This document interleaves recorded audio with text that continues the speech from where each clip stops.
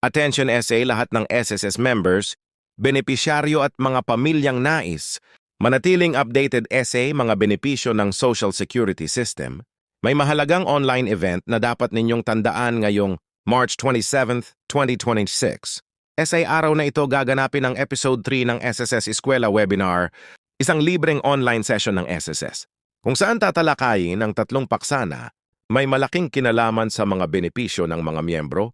Kung kayo ay miyembro ng SSS o may kapamilyang miyembro na nais, mas maintindihan ang mga benepisyong maaaring maklaim SA tamang panahon, mabuting pakinggan ninyo ang update na ito hanggang dulo narito. Agad ang mahahalagang detalye, March 27 Domibid Manchata Biyernes o 30 ng umaga hanggang 12 noon ng tanghali online via Microsoft Teams, Episode 3 ng SSS Eskwela Webinar, at SA Webinar na ito 3 pangunahing paksa. Ang tatalakayin, Sickness Benefit, Maternity Benefit, Employees Compensation Benefit. Diyang mapaksang ito ay may kaugnayan sa mga sitwasyong maaaring kaharapin ng isang miyembro SA totoong buhay kapag nagkasakit, kapag nagbuntis, at kapag may claim na may kaugnayan sa benepisyong may saklaw na kaugnay ng trabaho. Kaya habang maaga mas mabuting malinaw ang mga detalye, ang webinar na ito ay bahagi ng patuloy na online information session ng SSS para SA mga miyembro at benepisyaryo SA pamamagitan nito.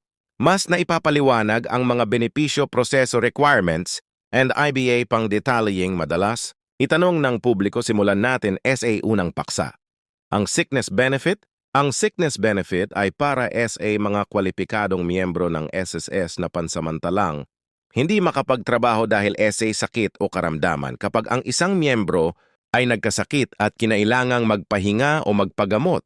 Maaari siyang magkaroon ng karapatan SA cash assistance mula SSS basta natutugunan niya ang mga kailangang kondisyon at dokumento para SA maraming manggagawa. Mahalagang paksa ito kapag may sakit ang isang miyembro, hindi lamang kalusugan ang iniisip.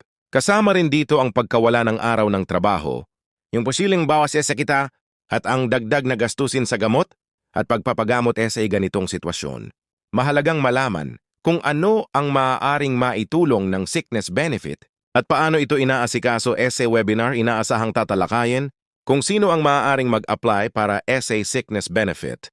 Ano-ano ang mga dokumentong karaniwang, kailangan paano ang pag-file ng claim, at paano nalalaman ang maaaring halagang matanggap ng isang miyembro.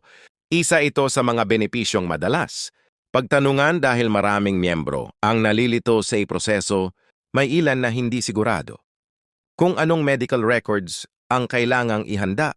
May ilan na hindi alam kung kailan dapat mag-submit ng requirements at may ilan ding gustong malaman kung bakit naaantala ang ibang claims. Kapag malinaw ang ganitong mga detalye, mas nagiging maayos ang paghahanda ng miyembro. At kapag maayos ang paghahanda, mas nababawasan ang pagkakamali sa proseso. Ngayon naman pag-usapan natin ang ikalawang paksa, ang maternity benefit. Ang maternity benefit ay isa sa mga benepisyong mahalaga para sa mga kwalipikadong babaeng miyembro ng SSS panahon ng pagbubuntis at panganganak. Maraming bagay ang kailangang asikasuhin. Kasama rito ang usapin ng leave requirements, claim process at ang suportang pinansyal na maaaring matanggap mula SSS webinar. Inaasahang ipaliliwanag kung paano ina-apply ang maternity benefit, sino ang maaaring mag-claim ano mga kailangang dokumento, paano kinukwenta ang maaaring halagang matanggap. Mahalaga rin sa maraming miyembro ang usapin ng approved maternity leave days, kabilang SA mga karaniwang binabanggit SA maternity benefit, ang 105 days para SA normal delivery, at ang karagdagang 15 days para sa mga solo parent. May hiwalay ding bilang ng leave para SA ilang sitwasyon, gaya ng miscarriage or pregnancy loss. Dahil dito maraming miyembro ang nais makarinig ng mas malinaw na paliwanag tungkol SA aktual na proseso at umiiral na rules para SA ilan. Ito ay paghahanda bago manganak para sa iba. Ito ay paraanin para matiyak na maayos ang pag-file at hindi magkakaroon ng problema SA claim. SA, maraming pagkakataon ang maternity benefit ay isang paksa na hindi lang ang miyembro ang gustong maintindihan, maging ang asawa, ina, kapatid o ibang kapamilyang tumutulong SA pag-aayos ng documents. ay pwedeng makinabang SA impormasyong makukuha sa webinar ngayon. Dumako tayo sa ikatlong paksa. Ang Employees Compensation Benefit, ito ang isa sa mga benepisyong hindi gaanong nauunawaan ng maraming miyembro. Marami ang nakakarinig ng pangalan nito, pero hindi agad malinaw. Kung ano ang saklaw nito paano, ito na yung iba iba pang benepisyo ng SSS. At kailan ito maaring maging mahalaga sa isang miyembro, dahil dito mahalagang bahagi ng webinar, ang pagtalakay SA Employees Compensation Benefit SA session na ito. Inaasahang ipaliliwanag kung ano ang Employees Compensation Benefit, sino ang maaaring saklaw nito, ano ang mga pangunahing requirements, at paano ang proseso ng pag-claim. Mahalaga ang ganitong paliwanag dahil may mga miyembrong nalilito kung anong uri ng claim ang naayon SA kanilang sitwasyon. Kapag hindi malinaw ang saklaw ng isang benepisyo, madaling magkaroon ng maling.